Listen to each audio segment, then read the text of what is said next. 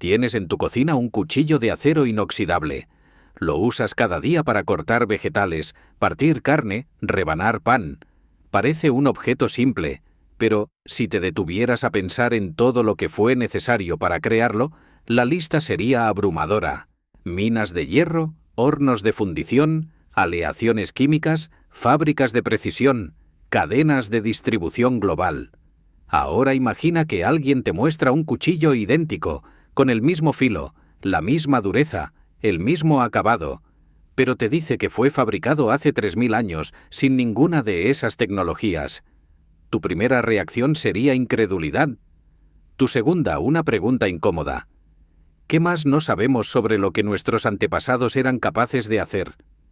Esta noche vamos a explorar 11 objetos que plantean exactamente esa pregunta.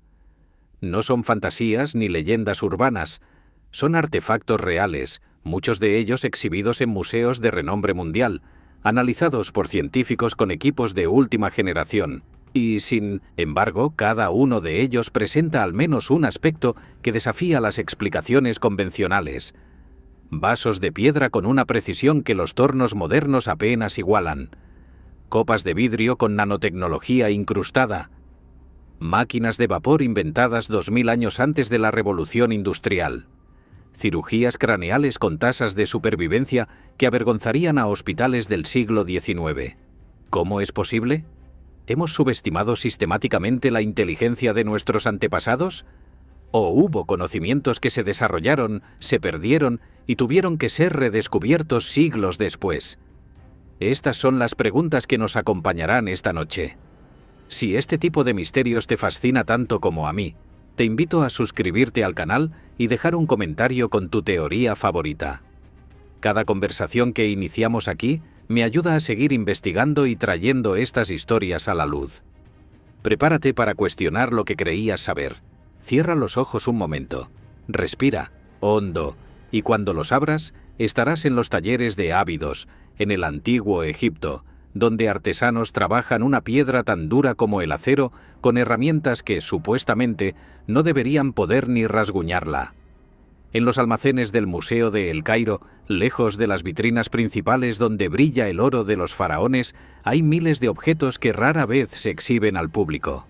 Entre ellos se encuentran los vasos de piedra de Abidos, recipientes tallados hace más de 4500 años en diorita, granito y basalto, algunas de las piedras más duras que existen en la naturaleza.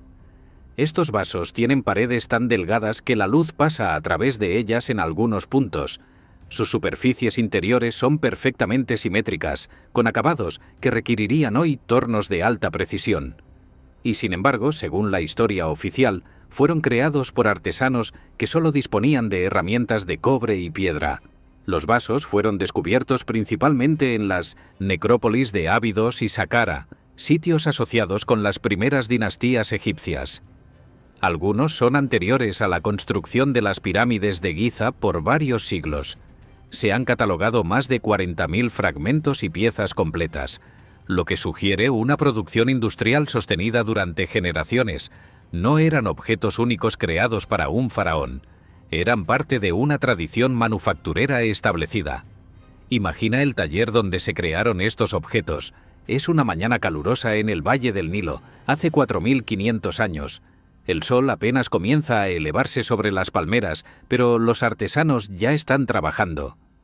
El aire huele a polvo de piedra y aceite de lino. El sonido dominante es un chirrido rítmico, constante, el de herramientas frotando contra la superficie de la piedra. Un maestro artesano sostiene un bloque de diorita gris verdosa, una piedra tan dura que las herramientas de cobre deberían deslizarse sobre ella sin dejar marca. Y sin embargo, lentamente, con paciencia infinita, el bloque comienza a transformarse en un recipiente. El problema técnico que estos vasos representan es significativo.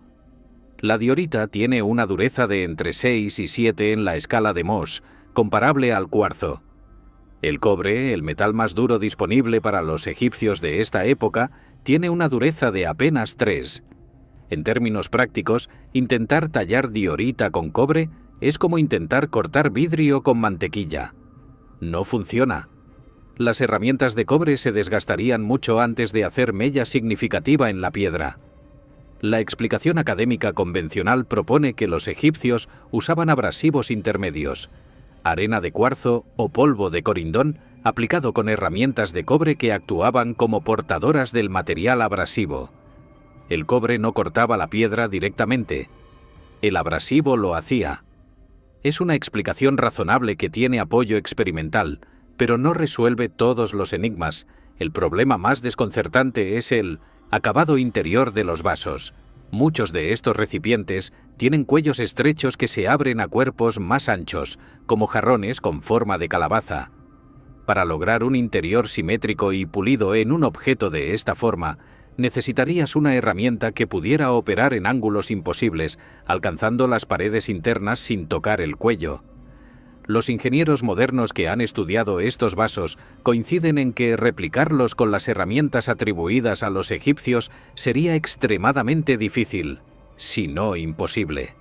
Un ingeniero de precisión llamado Christopher Dunn examinó varios de estos vasos en los años 90 usando equipos de metrología modernos. Sus mediciones revelaron simetrías con tolerancias de décimas de milímetro, niveles de precisión que en la industria moderna solo se alcanzan con tornos controlados por computadora. Dunn propuso de manera controvertida que los egipcios podrían haber tenido acceso a algún tipo de maquinaria rotativa de alta velocidad que no dejó evidencia arqueológica. La comunidad académica ha rechazado mayoritariamente esta hipótesis, pero no ha ofrecido una explicación alternativa completamente satisfactoria. Lo que permanece es el objeto físico. Puedes ir al Museo de El Cairo si tienes los contactos adecuados y sostener uno de estos vasos en tus manos. Sentirás la frialdad de la piedra, la suavidad imposible de la superficie interior, el peso equilibrado de un objeto diseñado con maestría. Y te preguntarás, como se han preguntado generaciones de visitantes antes que tú, ¿cómo manos humanas lograron esto hace 45 siglos? Hay más de 40.000 de estos objetos documentados. No son accidentes ni obras maestras irrepetibles. Son productos de una tradición artesanal que dominaba técnicas que todavía no comprendemos del todo. Y después de las primeras dinastías, esta tradición desapareció. Los egipcios posteriores siguieron trabajando la piedra, pero nunca volvieron a alcanzar este nivel de refinamiento. Como si un conocimiento se hubiera perdido, una escuela se hubiera extinguido, una técnica se hubiera olvidado en el polvo de los siglos. Mientras contemplas estos vasos imposibles, viajemos ahora hacia el norte, a través del Mediterráneo, hasta las vitrinas del Museo Británico, donde una copa romana aguarda con un secreto que solo la ciencia del siglo XX pudo comenzar a desentrañar. En una vitrina del Museo Británico de Londres descansa un objeto que parece sacado de un cuento de hadas. Es una copa de vidrio verde jade que, cuando se ilumina desde atrás, se transforma en rojo sangre brillante. Se llama la copa de Licurgo y fue fabricada en Roma hace aproximadamente 1700 años. Durante siglos nadie pudo explicar cómo los romanos lograron este efecto mágico. La respuesta, cuando finalmente llegó en el siglo XX, fue más asombrosa que el misterio. La copa contiene nanopartículas de oro y plata, partículas tan pequeñas que miden apenas 50 nanómetros, invisibles a simple vista, dispersas en el vidrio con precisión casi imposible. La copa mide aproximadamente 16 centímetros de altura y está decorada con una escena mitológica en alto relieve. El rey Licurgo de Tracia, siendo estrangulado por una vid, castigado por el dios Dioniso por haber atacado a una de sus seguidoras. Es una obra de arte romana del siglo IV de nuestra era, probablemente creada en un taller de vidrio de élite, quizás en Alejandría o en la propia Roma. Pero la artesanía escultórica, aunque impresionante, no es lo que hace única a esta copa. Lo extraordinario es su propiedad óptica. Cuando la luz incide sobre ella desde el frente, el vidrio aparece verde opaco con tonos jade. Cuando la luz viene desde atrás, atravesando el material, el vidrio se transforma en un rojo rubí intenso, casi luminoso. El efecto es tan dramático que parece magia, como si la copa tuviera dos almas diferentes según cómo la mires. Durante siglos, este fenómeno permaneció sin explicación. Los químicos del siglo XIX sospechaban que contenía algún tipo de colorante metálico, pero no podían determinar cuál ni cómo funcionaba. No fue hasta 1990 cuando científicos del Museo Británico sometieron un fragmento de la copa a análisis con microscopio electrónico de transmisión, que el secreto finalmente se reveló. El vidrio de la copa de Licurgo contiene partículas de una aleación de oro y plata, en una proporción aproximada de 3 partes de plata por cada 7 de oro. Estas partículas miden entre 50 y 100 nanómetros de diámetro, aproximadamente 1000 veces más pequeñas que un grano de sal de mesa. A esta escala, los metales interactúan con la luz de maneras completamente diferentes a como lo hacen en tamaños mayores. Las nanopartículas de oro y plata dispersan la luz de longitud de onda corta, el verde y el azul, mientras permiten pasar la luz de longitud de onda larga, el rojo y el naranja. El resultado es el efecto dicroico que observamos. Imagina el taller donde se creó esta copa. Es una tarde sofocante en algún lugar del Imperio Romano, hace 1700 años. Los hornos de vidrio arden con calor intenso, el aire ondula sobre ellos como agua invisible. Un maestro vidriero, cubierto de sudor, trabaja una masa de vidrio fundido con sus herramientas. En algún momento del proceso, añade al vidrio fundido pequeñas cantidades de oro y plata, metales que normalmente no se mezclan con vidrio de esta manera. ¿Lo hace deliberadamente, sabiendo exactamente lo que sucederá? ¿O es un accidente afortunado, un error que produce un resultado mágico que el artesano luego intenta replicar? La ciencia moderna no puede responder esta pregunta con certeza.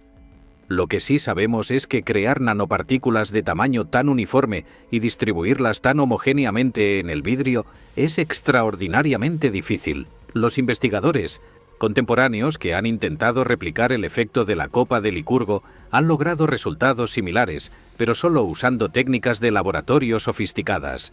Reducción química controlada, síntesis coloidal, procesos que requieren conocimientos de química que los romanos supuestamente no tenían. La explicación más aceptada es que los romanos descubrieron este efecto por accidente y luego aprendieron a replicarlo empíricamente, sin comprender la ciencia subyacente. Los talleres de vidrio romanos experimentaban constantemente con aditivos metálicos para crear colores diversos. No es imposible que en algún momento añadieran oro y plata en las proporciones correctas y observaran el resultado. Una vez descubierto el efecto, la receta se habría transmitido como secreto del oficio, sin necesidad de entender por qué funcionaba. Pero esta explicación deja preguntas.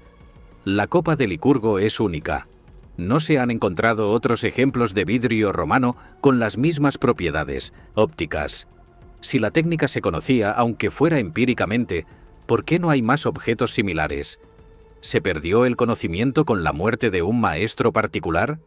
¿O la copa es verdaderamente un accidente irrepetible, un objeto cuya existencia desafía las probabilidades?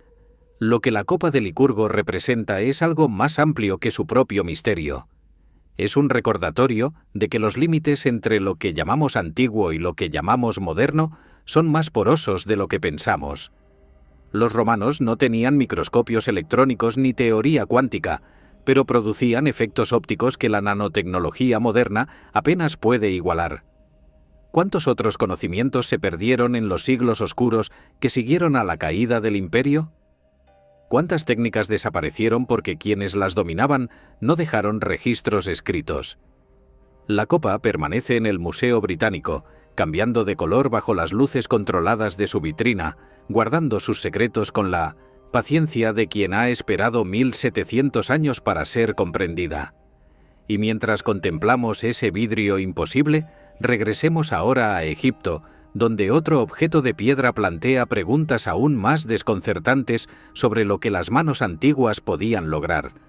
La diorita es una roca volcánica tan dura que se encuentra justo debajo del diamante en las escalas de dureza mineral.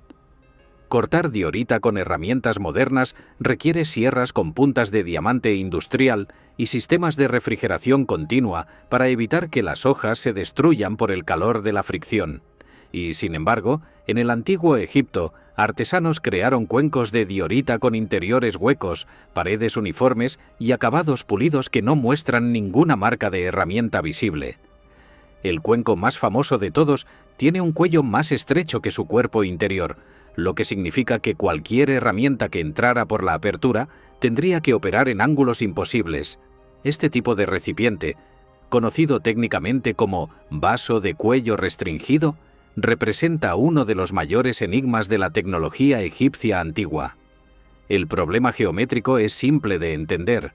Si tienes un recipiente cuyo interior es más ancho que su apertura, cualquier herramienta que insertes por la boca del vaso solo puede alcanzar las paredes internas en ángulos limitados. Para pulir uniformemente toda la superficie interior, necesitarías una herramienta flexible o articulada que pudiera doblarse dentro del recipiente y alcanzar cada rincón.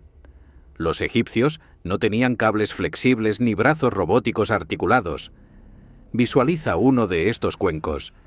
Es un objeto relativamente pequeño, del tamaño de un melón, con un color gris verdoso moteado característico de la diorita. El exterior es perfectamente liso, con una curva elegante que fluye desde la base hasta el borde superior. Pero es el interior lo que desafía la comprensión. Cuando pasas los dedos por dentro sientes una superficie tan suave como el vidrio, sin ninguna irregularidad, sin ninguna marca de cinceles o abrasivos. Es como si el interior hubiera sido moldeado, no tallado. La teoría estándar propone que los egipcios usaban tubos de cobre cargados con abrasivos de cuarzo o corindón, rotando el tubo mientras lo movían dentro del recipiente para desgastar gradualmente la piedra. Experimentos modernos han demostrado que esta técnica puede funcionar, pero los resultados no coinciden con lo que vemos en los vasos originales. Los experimentos dejan marcas de herramienta visibles, irregularidades, asimetrías. Los vasos egipcios no tienen nada de eso. Un detalle particularmente desconcertante es el grosor de las paredes. En algunos vasos de diorita, las paredes miden menos de 2 milímetros en algunos puntos, tan delgadas que son translúcidas. Crear paredes tan finas en una piedra tan dura sin romper el material requiere un control absoluto sobre la presión aplicada. 1 milímetro de más y el vaso se agrieta. 1 milímetro de menos y queda demasiado grueso. La precisión requerida está en el rango de décimas de milímetro, tolerancias que en la industria moderna se asocian con maquinaria CNC, no con trabajo manual. Hay quienes han propuesto que los egipcios tenían acceso a tecnologías que no dejaron registro arqueológico, tornos de alta velocidad, herramientas de aleaciones desconocidas, quizás incluso algún tipo de proceso químico que ablandaba la piedra temporalmente. Estas teorías son especulativas y no tienen apoyo empírico directo, pero la ausencia de una explicación convencional completamente satisfactoria les da espacio para persistir. Lo que los arqueólogos pueden decir con certeza es que esta tradición de trabajo en piedra dura alcanzó su punto máximo durante las primeras dinastías egipcias entre hace 4.500 y 5.000 años, y luego declinó gradualmente. Los egipcios posteriores siguieron trabajando la piedra, pero preferían materiales más blandos como la calcita y el alabastro. Es como si una generación de maestros artesanos hubiera llevado una técnica a la perfección y luego esa técnica se hubiera perdido con ellos. El ingeniero Christopher Dunn, quien también estudió los vasos de Ábidos mencionados anteriormente, ha medido varios de estos cuencos de diorita con equipos de metrología industrial. Sus hallazgos son consistentes, simetrías perfectas, tolerancias mínimas, acabados que superan lo que él mismo, como ingeniero de precisión, podría lograr con herramientas manuales modernas. Dunn no afirma saber cómo los egipcios lo hicieron, solo documenta que lo hicieron y que no tenemos una explicación completa. Estos cuencos permanecen dispersos en museos de todo el mundo, desde El Cairo hasta Boston, desde Londres hasta Berlín. Son objetos silenciosos, aparentemente simples, que guardan en sus curvas perfectas preguntas que nadie ha sabido responder. Cada vez que un visitante los mira distraídamente, creyendo ver una simple pieza de artesanía antigua, pasa por alto uno de los mayores enigmas de la arqueología egipcia. Y hablando de logros técnicos que desafían su época, viajemos ahora al otro lado del mundo, a las montañas de los Andes, donde metalurgistas precolombinos trabajaban un metal que, según todo lo que sabemos sobre física, no deberían haber podido ni tocar. El platino funde a 1772 grados centígrados. Para alcanzar esa temperatura, necesitas hornos especializados con combustibles de alta energía y sistemas de control térmico. Los pueblos precolombinos de lo que hoy es Ecuador y Colombia no tenían nada de eso. No tenían fuelles potentes, no tenían carbón mineral, no tenían la tecnología que Europa no desarrollaría hasta el siglo XVIII. Y sin embargo, los conquistadores españoles encontraron figurillas, anillos y adornos de platino puro en las tumbas de estas culturas. Los metalurgistas europeos, al examinar estos objetos, declararon que era imposible. Los objetos estaban ahí de todos modos. El platino era conocido por los pueblos de la cultura latolita, que floreció en la costa del actual Ecuador entre el año 600 antes de nuestra era y el 400 de nuestra era.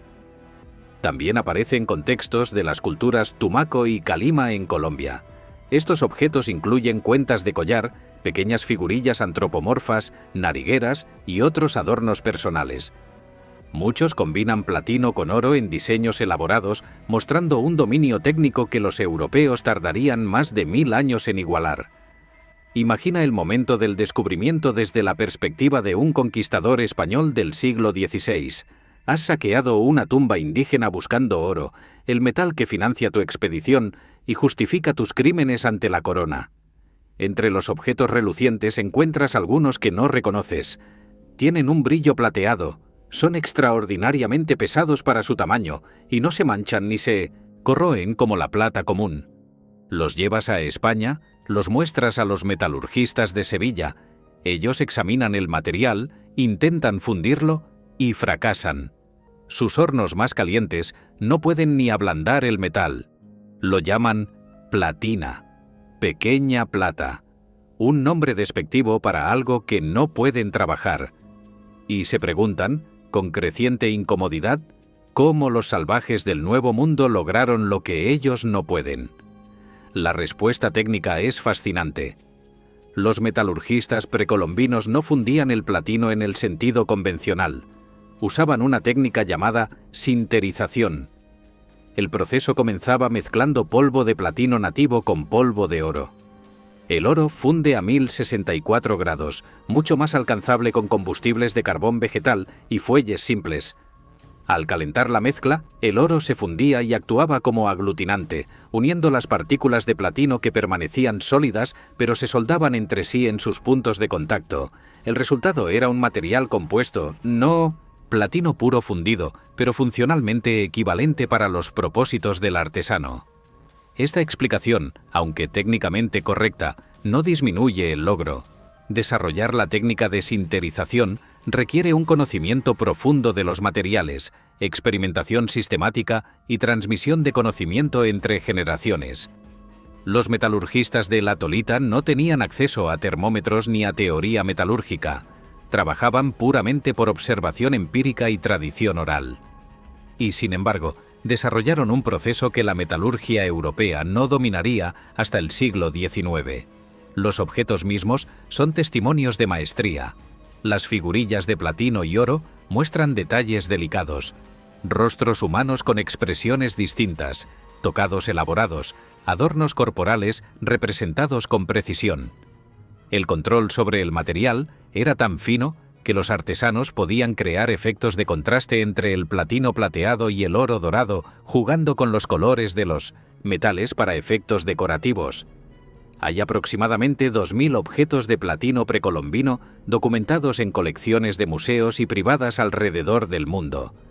Los principales repositorios incluyen el Museo del Oro en Bogotá, el Museo Nacional de Ecuador en Quito y varias colecciones europeas y estadounidenses. Cada uno de estos objetos representa horas de trabajo paciente por artesanos cuyo conocimiento se perdió con la conquista española, cuyas técnicas fueron olvidadas cuando sus culturas fueron destruidas. Europa no aprendió a trabajar el platino hasta 1789, cuando el físico francés Antoine Lavoisier finalmente logró fundirlo usando oxígeno puro como acelerante de combustión. Esto significa que los pueblos precolombinos dominaban el trabajo del platino al menos 2000 años antes que la civilización que los conquistó. Es uno de esos datos que obligan a una pausa, un momento de reflexión sobre qué significa realmente el progreso y quién tiene derecho a definirlo. Y mientras contemplamos esos pequeños objetos de metal imposible, viajemos ahora al Mediterráneo antiguo, donde un ingeniero griego construyó una máquina que pudo haber cambiado el mundo, pero que el mundo no estaba preparado para usar. En algún momento del siglo I de nuestra era, en la ciudad de Alejandría, un ingeniero llamado Herón construyó una esfera de bronce montada sobre dos tubos. Cuando se calentaba agua en la base, el vapor subía por los tubos, entraba en la esfera y salía por dos boquillas curvas en direcciones opuestas. El resultado era rotación, movimiento continuo impulsado por vapor. Herón había inventado, 1700 años antes de James Watt, el principio de la máquina de vapor. La pregunta que ha perseguido a los historiadores desde entonces no es cómo lo hizo, sino por qué el mundo antiguo no lo usó para transformar la civilización. El Aeolípila, cuyo nombre significa esfera de Eolo, el dios griego del viento, es descrito en detalle en los tratados de Herón que han sobrevivido hasta hoy. El diseño es elegante en su simplicidad. Una caldera sellada llena de agua se coloca sobre una fuente de calor. Dos tubos conectan la caldera con una esfera hueca montada sobre un eje que permite la rotación. La esfera tiene dos boquillas dobladas en direcciones opuestas, como brazos que señalan en sentidos contrarios. Cuando el agua hierve, el vapor sube por los tubos, llena la esfera y escapa por las boquillas.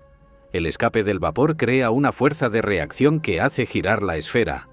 Es el mismo principio que impulsa los cohetes modernos aplicado en miniatura. Visualiza la demostración original.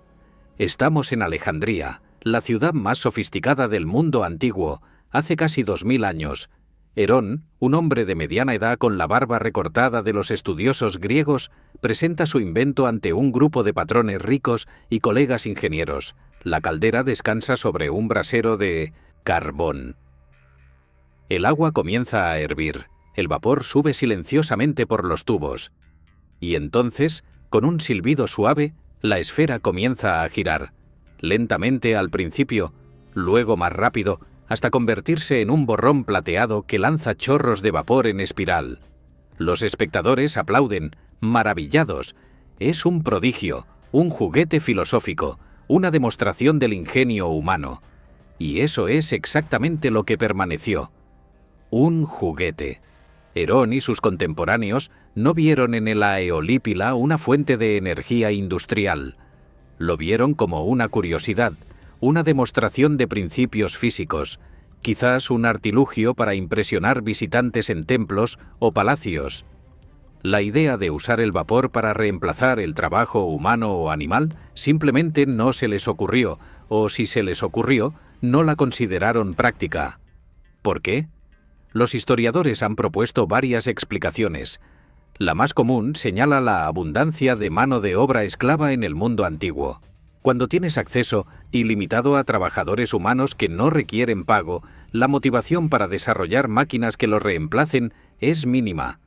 Los romanos y griegos no tenían escasez de energía humana, tenían escasez de libertad humana, lo cual es una cosa muy diferente.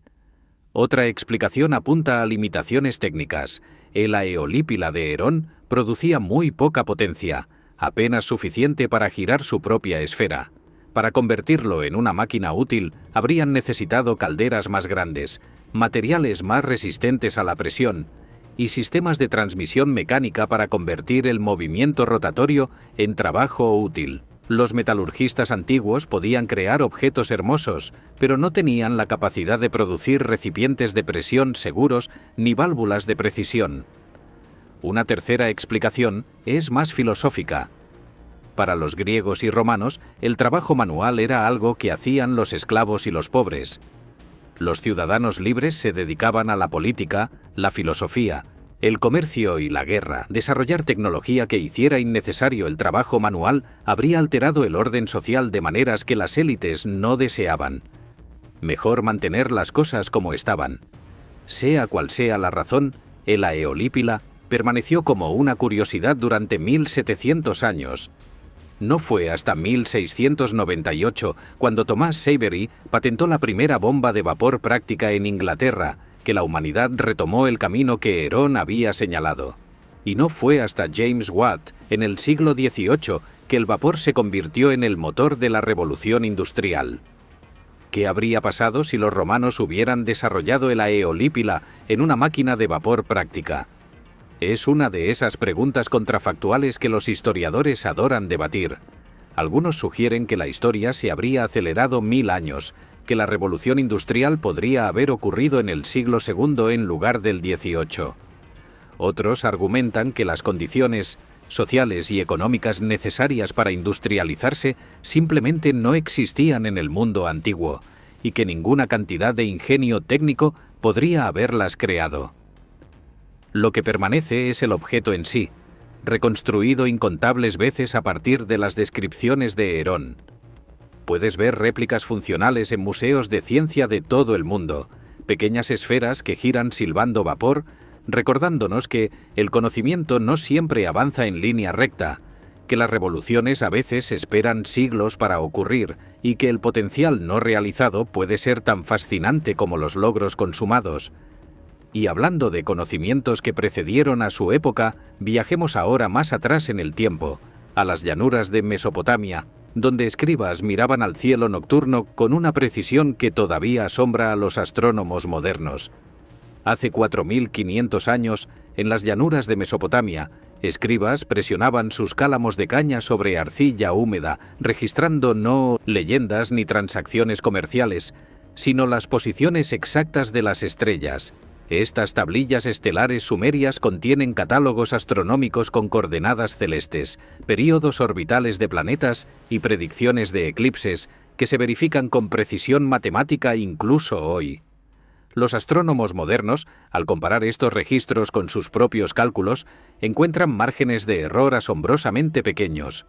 La pregunta inevitable es: ¿cómo acumularon tanto conocimiento sin telescopios, sin relojes de precisión, sin ninguna de las herramientas que la ciencia moderna considera indispensables?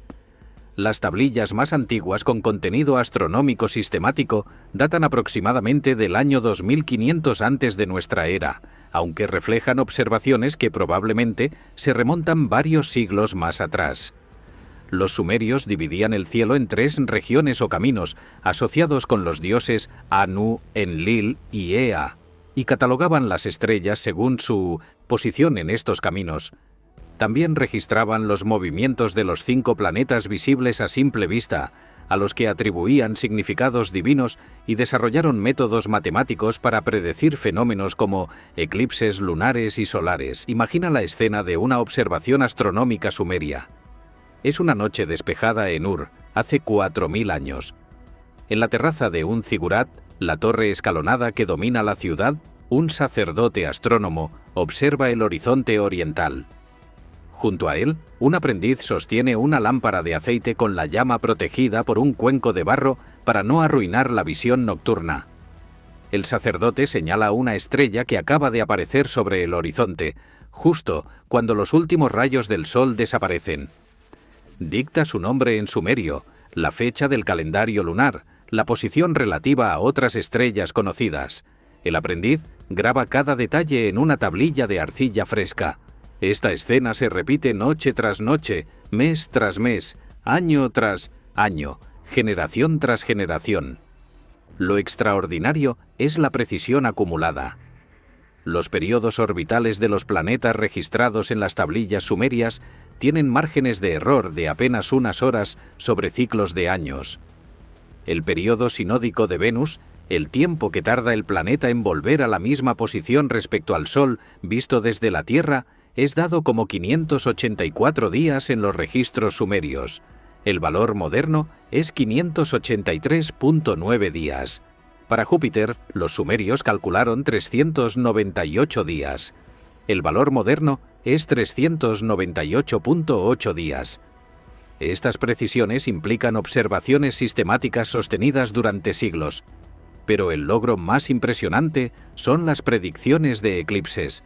Los sumerios, y más tarde los babilonios que heredaron sus conocimientos, desarrollaron el ciclo de Saros, un período de 18 años, 10 u 11 días y 8 horas después del cual los eclipses se repiten en secuencias similares.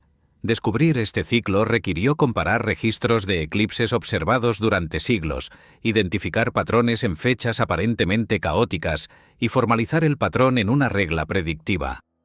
Los babilonios podían predecir eclipses lunares con décadas de anticipación y tenían éxito en la gran mayoría de los casos.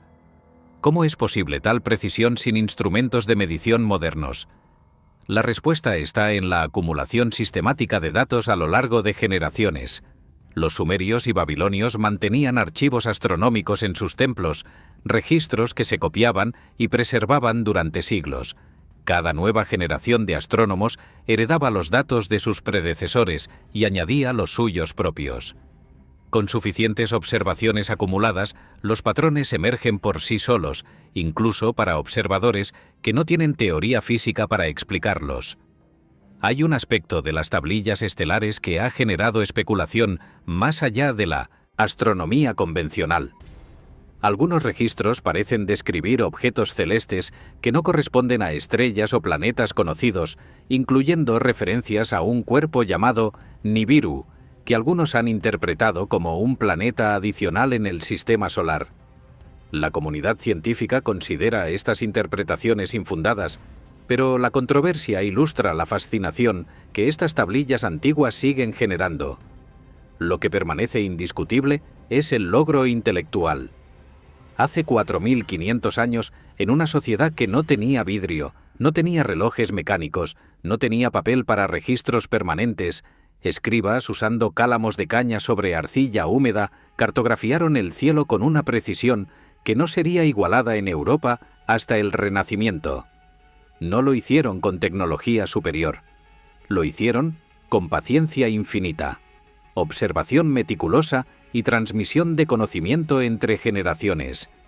Las tablillas estelares sumerias y babilonias se conservan hoy en museos de todo el mundo, desde el Museo Británico hasta el Louvre, desde el Museo de Pérgamo en Berlín hasta el Museo de Irak en Bagdad. Son pequeños fragmentos de arcilla cubiertos de marcas cuneiformes, fáciles de pasar por alto si no sabes lo que representan. Pero cada una de ellas es una ventana al cielo nocturno de hace 45 siglos, un testimonio de mentes humanas que miraban las mismas estrellas que miramos nosotros y encontraban en ellas orden, belleza y significado. Y hablando de logros técnicos que precedieron a su época, viajemos ahora hacia el este, a la China del siglo II de nuestra era, donde un hombre construyó un dispositivo capaz de detectar lo que nadie podía sentir. En el año 132 de nuestra era, en la corte del emperador Shun de la dinastía Han, un hombre llamado Zhang Heng presentó un dispositivo que nadie había visto antes. Era una vasija de bronce del tamaño de un barril, decorada con 8 dragones que sostenían bolas de metal en sus fauces. Debajo de cada dragón había un sapo con la boca abierta. Zhang Heng afirmó que su invento podía detectar terremotos a cientos de kilómetros de distancia, algo que parecía imposible. Cuando una bola caía de la boca de un dragón hacia el sapo correspondiente, indicaba la dirección del sismo. Los cortesanos se burlaron. Días después llegaron mensajeros del oeste reportando un terremoto devastador en la dirección exacta que el dispositivo había señalado. Zhang Heng no era un místico ni un charlatán. Era un polímata de extraordinario talento. Astrónomo, matemático, ingeniero, poeta y funcionario de la corte imperial. Había calculado el valor de pi con precisión notable, construido un globo celeste que rotaba por medio de agua y escrito tratados sobre astronomía que se usarían durante siglos. El sismógrafo era solo uno de sus muchos inventos, pero quizás el más impresionante porque hacía algo que parecía violar las leyes de la naturaleza: detectar eventos invisibles e imperceptibles. Visualiza el dispositivo original. Era una vasija de bronce fundido de aproximadamente 2 metros de diámetro, con paredes gruesas decoradas con relieves de montañas y animales. Alrededor de su circunferencia, espaciados uniformemente, estaban los 8 dragones, cada uno mirando hacia una de las direcciones cardinales e intercardinales: norte, noreste, este, sureste, sur, suroeste, oeste y noroeste. Cada dragón sostenía una bola de bronce en su boca articulada. Debajo, los sapos esperaban con las fauces abiertas. En el interior del dispositivo oculto a la vista estaba el mecanismo que hacía funcionar todo. El mecanismo interno exacto del sismógrafo de Chang'e se ha perdido. Los registros históricos describen el dispositivo y documentan su funcionamiento, pero no proporcionan planos detallados. Los ingenieros modernos han propuesto múltiples reconstrucciones basadas en las descripciones antiguas, cada una usando principios físicos diferentes. La reconstrucción más aceptada propone un péndulo invertido en el centro de la vasija. Un poste vertical, equilibrado de manera inestable, estaría conectado a 8 palancas que sostenían las bolas en las bocas de los dragones. Cuando una onda sísmica llegaba, la vibración desplazaba ligeramente el péndulo en la dirección del terremoto. Este movimiento activaba la palanca correspondiente, liberando la bola que caía al sapo. La dirección del primer movimiento indicaba la dirección de la fuente del terremoto. Otras reconstrucciones proponen mecanismos hidráulicos, usando el movimiento del agua dentro de la vasija para detectar las vibraciones. Algunas sugieren sistemas de contrapesos múltiples. Ninguna ha sido verificada arqueológicamente porque el dispositivo original no ha sobrevivido. Lo que sí ha sobrevivido son los registros de su funcionamiento exitoso. El evento más famoso ocurrió en el año 138 de nuestra era. Una bola cayó del dragón que señalaba hacia el oeste, pero nadie en la capital había sentido ningún temblor. Los cortesanos se burlaron de Zhang Heng, sugiriendo que su dispositivo había fallado. Días después, llegaron mensajeros de la provincia de Longxi, a casi 600 kilómetros al oeste, reportando un terremoto devastador que había destruido edificios y causado muertes. El sismógrafo había detectado ondas sísmicas demasiado débiles para ser sentidas por humanos, pero lo suficientemente fuertes para activar su delicado mecanismo. Lo extraordinario de este logro es que Zhang Heng no tenía ninguna teoría sobre ondas sísmicas, placas tectónicas o propagación de vibraciones. Trabajaba puramente por observación empírica e ingenio mecánico. Había notado quizás que ciertos objetos se movían durante terremotos lejanos, incluso cuando los humanos no sentían nada. Había experimentado con diferentes configuraciones hasta encontrar una lo suficientemente sensible para detectar estas vibraciones sutiles, y había creado un sistema de indicación direccional que permitía saber de dónde venía el sismo, información crucial para enviar ayuda a las zonas afectadas. China no desarrolló esta tecnología más allá del dispositivo de Zhang Heng. Después de su muerte, el sismógrafo parece haber caído en desuso, quizás porque nadie más entendía su mecanismo lo suficientemente bien para mantenerlo o replicarlo. Europa no tendría un sismógrafo funcional hasta 1703, cuando el físico francés Jean de la Hautefeuille diseñó uno basado en principios completamente diferentes. Zhang Heng murió en el año 139 de nuestra era, 7 años después de su demostración más famosa. Su legado incluye no solo el sismógrafo, sino también contribuciones fundamentales a la astronomía y matemáticas chinas. Un cráter en la Luna lleva su nombre, así como un asteroide descubierto en 1978. Es uno de esos genios cuyo alcance superó a su época por márgenes que todavía asombran. Y hablando de objetos que han asombrado y confundido por igual, viajemos ahora al continente americano, donde cráneos de cristal han alimentado debates que mezclan ciencia, falsificación y leyenda de maneras inseparables. Son objetos que parecen diseñados para fascinar y perturbar a partes iguales. Cráneos humanos tallados en cuarzo transparente, con cuencas oculares vacías que parecen mirarte desde el otro lado del tiempo.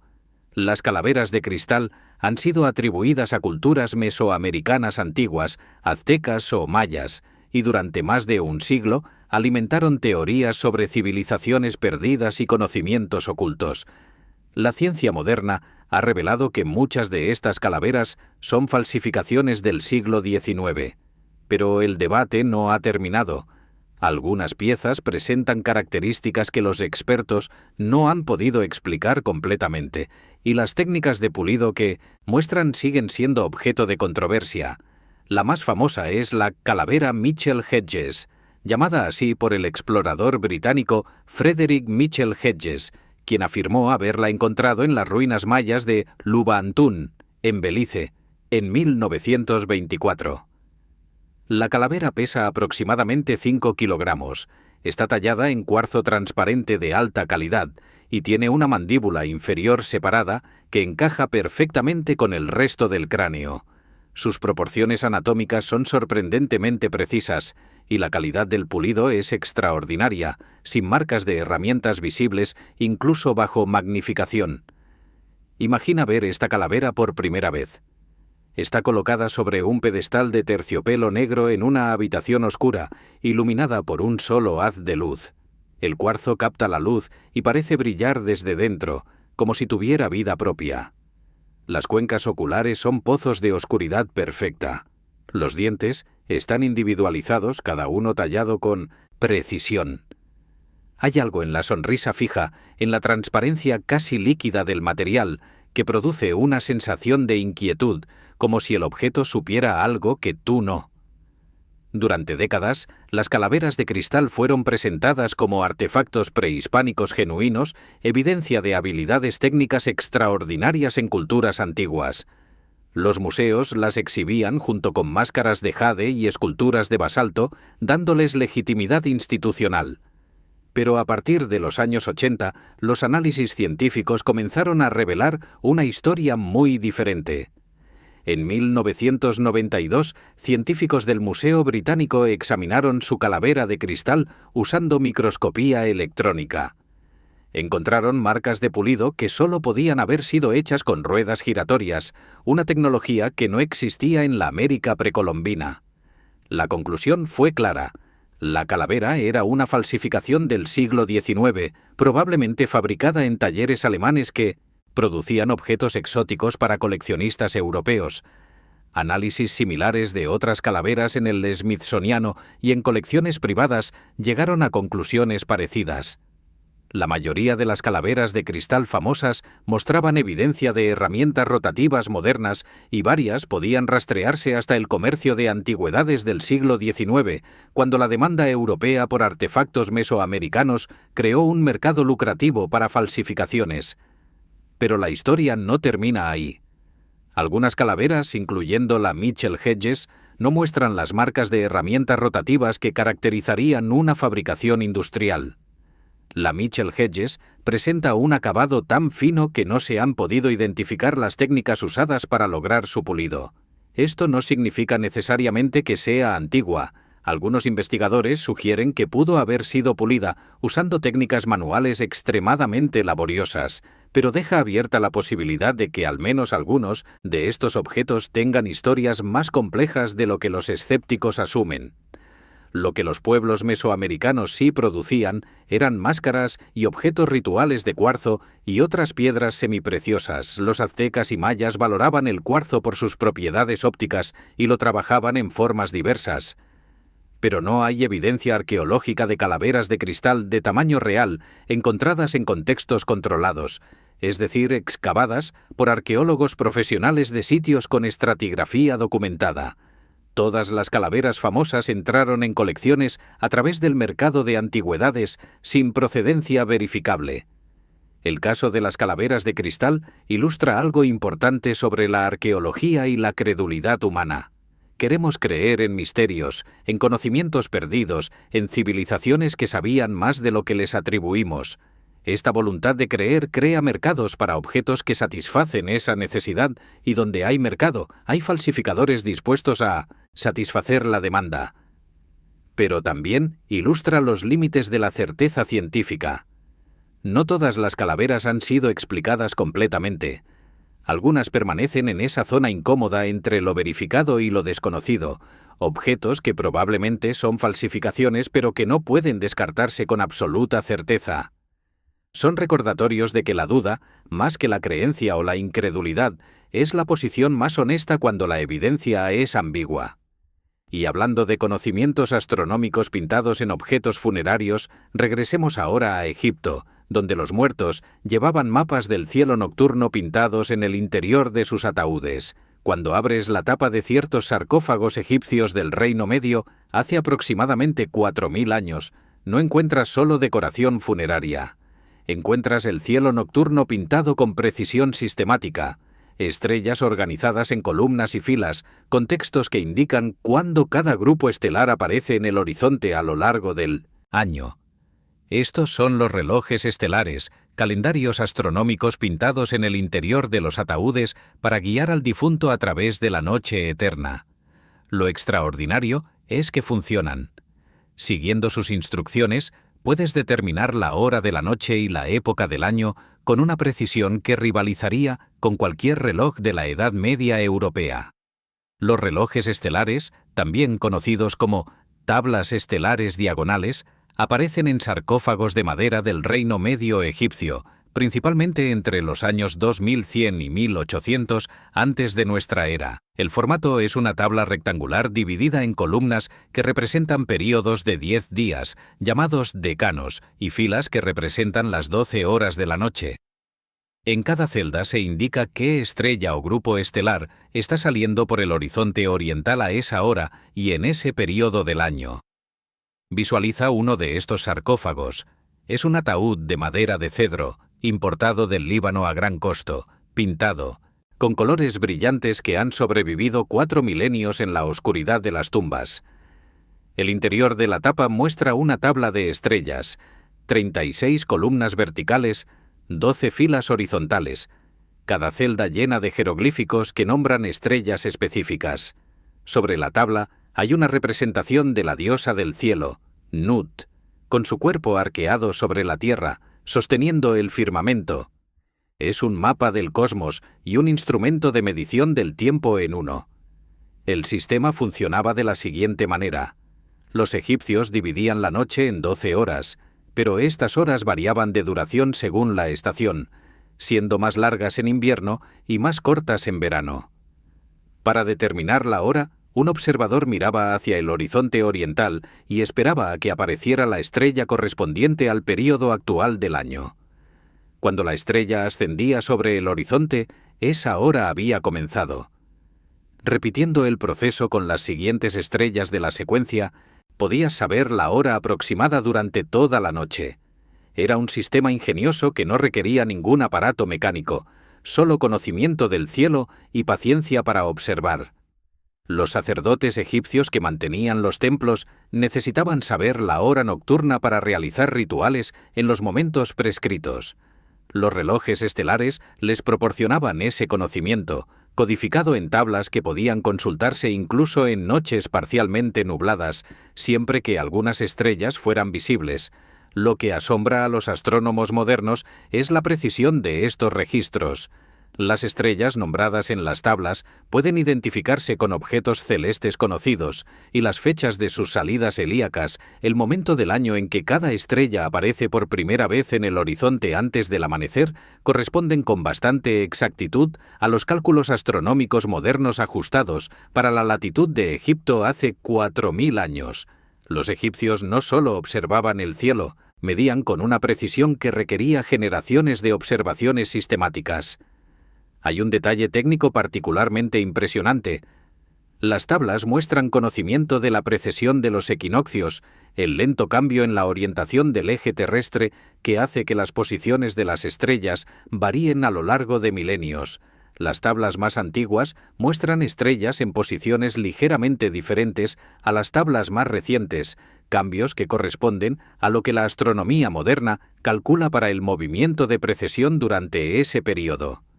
Esto sugiere que los astrónomos egipcios, aunque probablemente no entendían la causa del fenómeno, lo habían observado y lo incorporaban a sus registros. Pero el propósito de estos relojes iba más allá de lo práctico.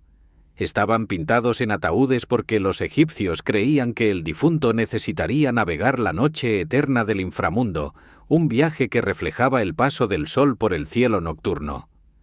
Las estrellas, en el interior del ataúd, eran guías para este viaje, mapas del más allá tanto como instrumentos de medición terrestre. La precisión astronómica tenía un propósito espiritual: asegurar que el difunto pudiera encontrar su camino en la oscuridad. Los sarcófagos con relojes estelares se encuentran hoy en museos de todo el mundo, desde El Cairo hasta Nueva York, desde París hasta Berlín. Muchos están almacenados en reservas, rara vez exhibidos, estudiados principalmente por especialistas en astronomía antigua.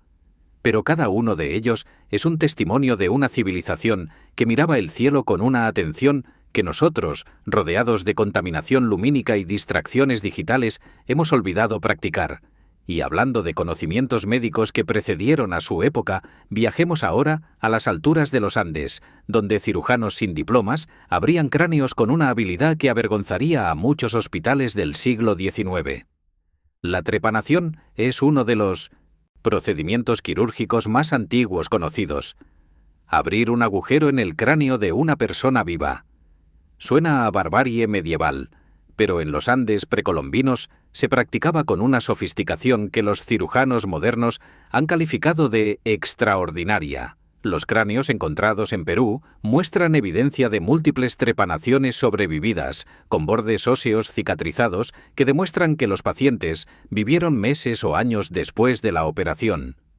Las tasas de supervivencia superaban el 80% en algunos períodos, comparables a las de los hospitales europeos del siglo XIX. ¿Cómo lo lograban sin anestesia, sin antibióticos, sin escáneres cerebrales? Los primeros cráneos trepanados de los Andes fueron descubiertos en el siglo XIX por arqueólogos que excavaban tumbas precolombinas en Perú. El hallazgo fue recibido con incredulidad.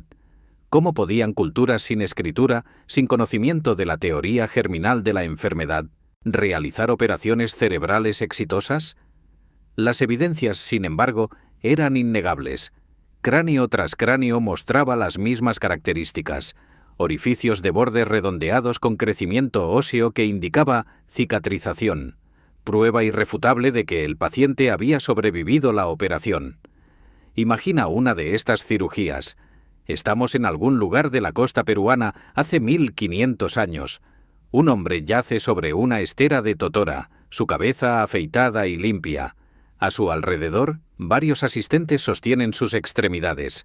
Un cirujano, quizás un sacerdote con conocimientos médicos heredados de generaciones, examina la zona del cráneo donde va a operar. En su mano tiene un instrumento de obsidiana, el vidrio volcánico más afilado que existe en la naturaleza, capaz de cortar a nivel celular. Comienza a raspar el hueso del cráneo con movimientos precisos, circulares, creando un surco que se profundiza milímetro a milímetro. Las herramientas de trepanación andinas han sido encontradas en contextos arqueológicos y estudiadas en detalle. Incluyen cuchillos ceremoniales llamados tumis, con hojas de bronce en forma de media luna, raspadores de obsidiana para técnicas de abrasión, sierras de obsidiana o metal para cortes lineales y agujas de hueso para técnicas de perforación circular.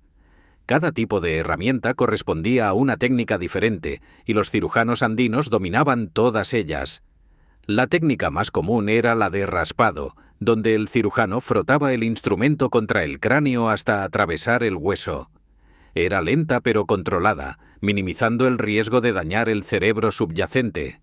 Otras técnicas incluían hacer múltiples perforaciones en círculo y luego conectarlas para extraer un disco de hueso, o usar sierras para hacer cortes lineales que formaban un cuadrado o rectángulo. Las tasas de supervivencia evolucionaron con el tiempo. Los cráneos más antiguos de hace unos 2000 años muestran tasas de supervivencia de alrededor del 40%.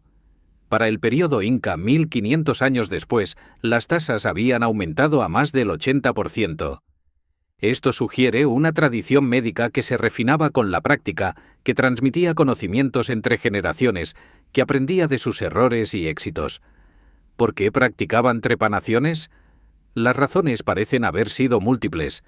Muchos cráneos trepanados muestran evidencia de traumatismo previo, fracturas de cráneo causadas probablemente por armas de guerra como porras y ondas.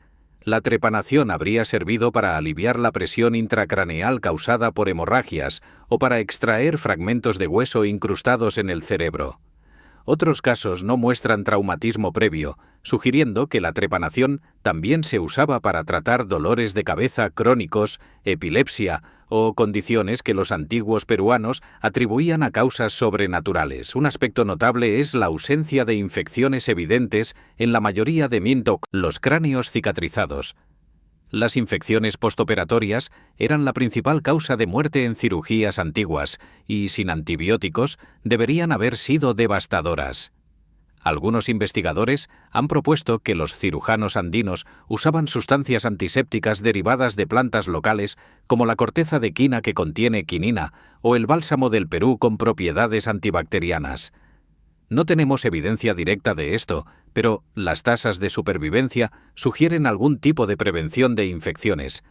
Los instrumentos de trepanación andinos se conservan en museos de Perú, especialmente en el Museo Nacional de Arqueología en Lima y en colecciones universitarias. Son objetos pequeños, aparentemente simples, pero cada uno representa un conocimiento acumulado sobre anatomía, técnica quirúrgica y cuidado postoperatorio que tardó generaciones en desarrollarse. Los cirujanos andinos no tenían títulos universitarios, pero salvaban vidas con una consistencia que muchos médicos europeos contemporáneos no podían igualar. Y hablando de instrumental médico sofisticado, crucemos ahora el océano hacia el mundo romano, donde las cenizas del Vesubio preservaron un estuche médico que revelaría hasta qué punto la medicina antigua había avanzado antes de perderse en los siglos oscuros. En 1987, arqueólogos que excavaban en Pompeya descubrieron algo que los dejó sin palabras. Un estuche médico completo, preservado bajo las cenizas del Vesubio desde el año 79 de nuestra era. Dentro había escalpelos con hojas intercambiables, fórceps articulados, sondas de diferentes calibres, espéculos vaginales, catéteres, agujas de sutura y pinzas hemostáticas. El diseño de muchos de estos instrumentos era tan funcional que podrían usarse en una sala de operaciones moderna con modificaciones mínimas. Los médicos romanos, 2000 años antes de la teoría germinal de la enfermedad, operaban con herramientas que no volverían a existir hasta el Renacimiento. El hallazgo de Pompeya no fue único. Instrumentos médicos romanos han sido encontrados en yacimientos arqueológicos de todo el antiguo imperio, desde Britania hasta Egipto, desde Germania hasta Siria. Lo que hace especial a los conjuntos pompeyanos es su estado de preservación. Las cenizas volcánicas los sellaron instantáneamente, protegiéndolos de la corrosión y el deterioro que normalmente destruye los objetos metálicos antiguos. Imagina abrir uno de estos estuches médicos. Es una caja de bronce del tamaño de un neceser moderno, con compartimentos internos forrados de cuero. Al levantarse la tapa, ves instrumentos ordenados con precisión. Escalpelos de diferentes tamaños con mangos de bronce y hojas de acero, algunas rectas, otras curvas, pinzas con extremos delicados para extraer objetos pequeños, sondas de plata de varios diámetros, ganchos para separar tejidos, agujas curvas para sutura. Cada instrumento tiene su lugar designado, cada uno ha sido diseñado para una función específica. Los escalpelos romanos son particularmente impresionantes.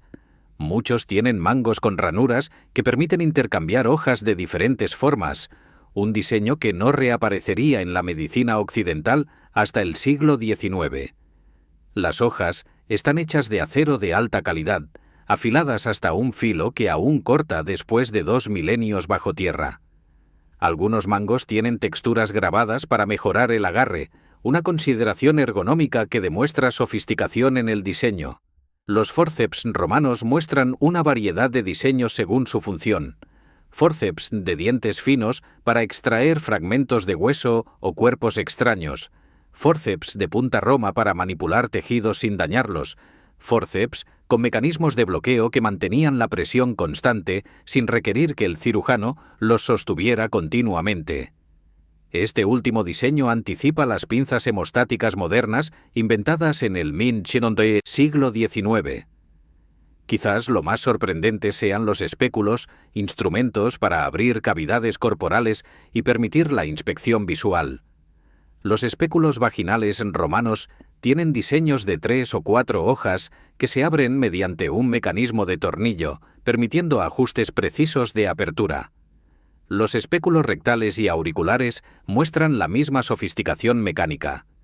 Estos instrumentos demuestran que los médicos romanos practicaban exámenes internos sistemáticos, una técnica que desaparecería durante la Edad Media y no se recuperaría hasta el Renacimiento. Los textos médicos romanos que han sobrevivido, especialmente los de Celso y Galeno, describen procedimientos quirúrgicos que corresponden con los instrumentos encontrados, operaciones de cataratas usando agujas especiales, extracciones de tumores usando escalpelos y ganchos, cesáreas en casos de muerte materna, amputaciones con sierras de hueso y cauterización posterior. La medicina romana era capaz de intervenciones que no volverían a practicarse con la misma competencia durante más de 1000 años. ¿Cómo se perdió este conocimiento? La respuesta es compleja. La caída del Imperio Romano de Occidente en el siglo V desorganizó las instituciones que formaban y mantenían a los médicos. Los textos médicos fueron preservados en monasterios, pero rara vez leídos o aplicados. La fabricación de instrumentos de precisión requería artesanos especializados que desaparecieron cuando las ciudades romanas declinaron. Europa no recuperaría el nivel médico romano hasta el siglo XVI, más de 1000 años después. Mientras tanto, el conocimiento médico romano se transmitió al mundo islámico, donde fue preservado, traducido y desarrollado. Los médicos árabes de la Edad Media trabajaban con instrumentos heredados de la tradición romana y griega, añadiendo innovaciones propias. Cuando Europa finalmente despertó durante el Renacimiento, tuvo que redescubrir su propia herencia médica a través de traducciones árabes de textos griegos y romanos. Los instrumentos quirúrgicos de Pompeya se conservan hoy en el Museo Arqueológico Nacional de Nápoles, donde se exhiben junto con otros artefactos de la vida cotidiana romana. Son objetos pequeños, fáciles de pasar por alto entre las esculturas y frescos más vistosos. Pero cada uno de ellos cuenta una historia de vidas salvadas, de dolor aliviado, de conocimiento acumulado durante siglos y luego perdido en la oscuridad de una era que olvidó cómo curar. Hemos recorrido juntos 11 objetos que desafían las categorías cómodas de la historia. Vasos de piedra egipcios con precisión de máquina. Copas romanas con nanotecnología incrustada. Máquinas de vapor inventadas y olvidadas. Cirugías craneales con tasas de supervivencia que avergonzarían a hospitales del siglo XIX. Instrumentos médicos que no volverían a existir durante más de 1000 años. Cada uno de estos objetos nos cuenta la misma historia desde un ángulo diferente. La historia de la inteligencia humana enfrentándose a los límites de su tiempo y, a veces, superándolos de maneras que todavía no comprendemos del todo. No necesitamos invocar civilizaciones perdidas ni intervenciones sobrenaturales para explicar estos logros. Lo que necesitamos es reconocer algo más simple y más profundo, que nuestros antepasados eran tan inteligentes como nosotros, tan capaces de innovación, tan determinados a resolver problemas aparentemente imposibles. La diferencia entre ellos y nosotros no es la capacidad mental, es la acumulación. Nosotros heredamos el conocimiento de generaciones anteriores, edificamos sobre fundamentos que otros construyeron, usamos herramientas que fueron inventadas por personas cuyos nombres hemos olvidado. Ellos tenían que empezar más cerca del principio, con menos recursos, con vidas más cortas, con menos oportunidades para experimentar y aprender, y sin embargo, lograban cosas extraordinarias. Un artesano egipcio, trabajando con herramientas de cobre y arena de cuarzo, creaba recipientes de piedra que los ingenieros modernos luchan por replicar. Un vidriero romano, mezclando metales en proporciones que no entendía, producía efectos ópticos que la nanotecnología apenas iguala. Un cirujano andino, sin anestesia ni antibióticos, salvaba vidas abriendo cráneos con una consistencia que muchos hospitales del siglo XIX no podían lograr. Estos objetos nos invitan a la humildad. Nos recuerdan que el progreso no es una línea recta, que el conocimiento puede perderse tan fácilmente como ganarse, que cada generación tiene la responsabilidad de preservar y transmitir lo que ha aprendido. También nos invitan a la admiración, por las manos pacientes que crearon estos objetos, por las mentes curiosas que buscaban entender el mundo, por la determinación humana de hacer lo aparentemente imposible. La próxima vez que uses un cuchillo de acero o tomes una medicina moderna, piensa en las generaciones de artesanos, médicos y pensadores cuyo trabajo hizo posible tu vida cotidiana. Piensa en todo lo que se perdió en el camino, en los conocimientos olvidados que tuvieron que ser redescubiertos, en las técnicas abandonadas que todavía no hemos recuperado. Y mantén la curiosidad viva. Sigue haciendo preguntas. Sigue maravillándote ante lo que las manos humanas pueden crear cuando la mente humana se niega a aceptar que algo es imposible. Gracias por acompañarme en este viaje a través del tiempo y del ingenio humano. Si te ha hecho pensar, si te ha dejado con más preguntas que respuestas, entonces hemos logrado lo que nos propusimos. Déjame saber en los comentarios qué objeto te ha sorprendido más, y nos vemos en la próxima exploración de los misterios que la historia guarda. Hasta entonces, que tu curiosidad nunca descanse.